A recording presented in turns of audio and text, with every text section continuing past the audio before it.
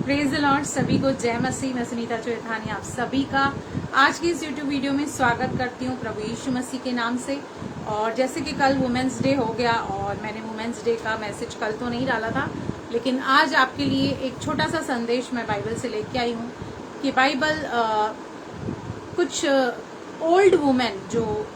आप उसे स्पिरिचुअली भी ले सकते हैं, जो मसीह में आकर जिनको काफी साल हो गए हैं, या फिर उन लेडीज को भी ले सकते हैं जो बहुत सीनियर्स हैं, कलीसिया में काफी सालों से आती हैं, ओल्डर वुमेन या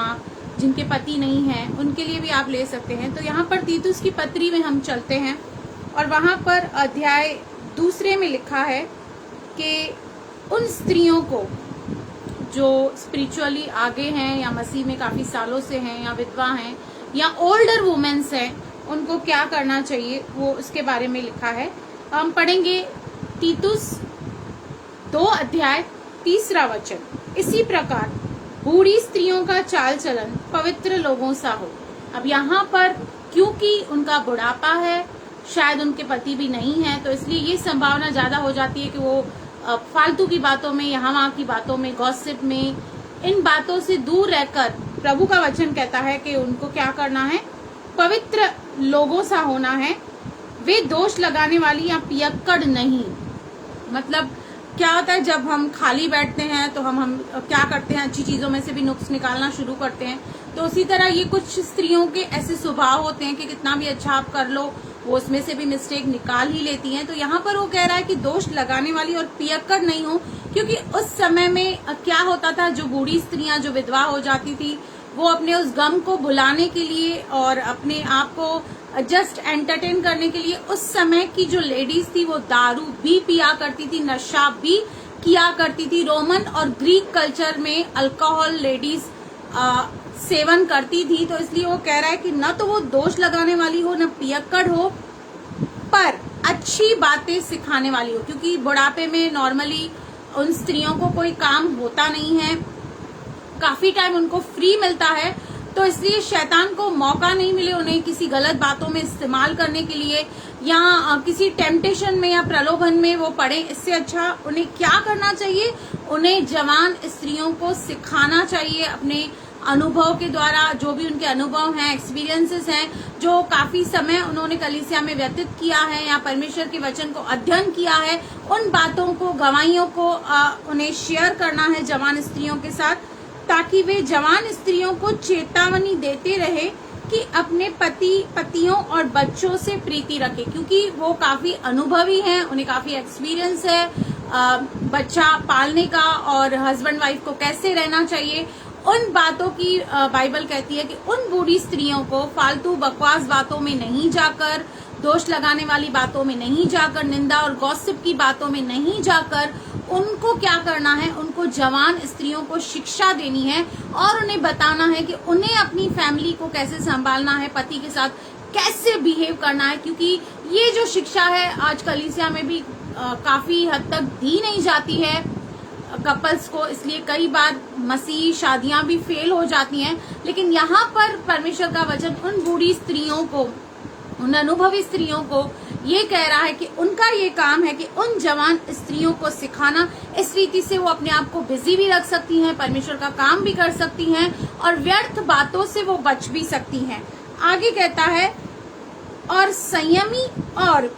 पतिव्रता घर का कारोबार करने वाली, मतलब उनको ये सिखाए कि किस तरह से उनको संयम के साथ, क्योंकि आज हम एक ऐसे माहौल में रह रहे हैं, एक ऐसी दुनिया में रह रहे हैं जहां पर न केवल कवारी लड़कियों के लिए दिक्कतें हैं, पर शादीशुदा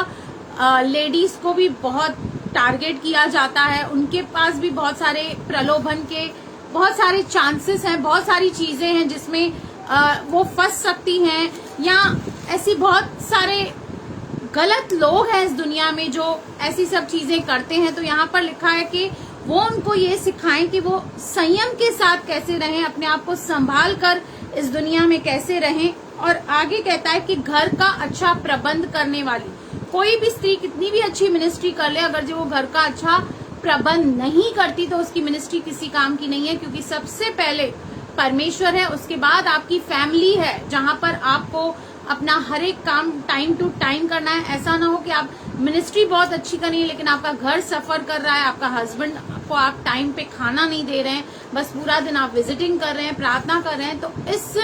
इन चीजों के द्वारा भी कई बार घर वालों को ठोकर लगती है और घर में क्लेश हो जाता है। आगे कहता है भली और अपने अपने पति के अधीन रहने वाली हो ताकि परमेश्वर के वचन की निंदा न होने पाए। ये सब अच्छी बातें, अच्छी शिक्षाएं एक बूढ़ी स्त्री जिसको काफी समय हो गया है प्रभु में और जिसको वचन का अच्छा ज्ञान है, वो अच्छे से टीच कर सकती हैं उन यंग लेडीज को इन बातों के लिए। और यहाँ पर भाई पौलुस जो हैं वो तीतुस को डायरेक्टली उन यंग लेडीज को सिखाने के लिए नहीं कह रहे हैं, क्योंकि उसे पता है कि जो तीतुस है वो काफी यंग है, जवान है, इसलिए वो डायरेक्टली उनको सिखा नहीं सकता, कुछ ऐसी बातें हैं जो उनको वो बता नहीं सकता। इसलिए ये दायित्व भाई पौलुस बूढ़ी स्त्रियों को दे रहे हैं, उन स्त्रियों को दे रहे हैं जिनके हस्बैंड नहीं है, जिनको ज्यादा कुछ काम करने को नहीं है, जो फ्री हैं और फ्री होने के कारण वो